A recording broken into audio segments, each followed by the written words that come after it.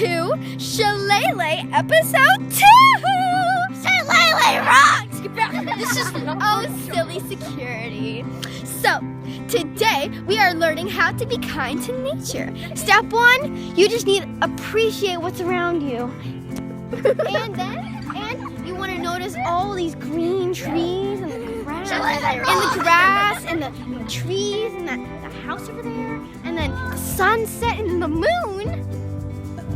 And then once you do that, you have to appreciate. You need to realize. So step 2, you need to give it love. So, as an example,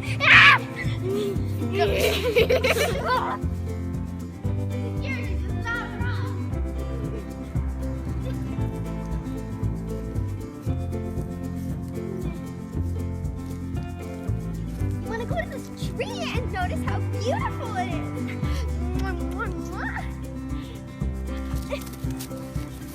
Okay. Step 3, you want to say hello to the skies. Now, you want to lay down. What are you doing? You're still. Look at this beautiful sky.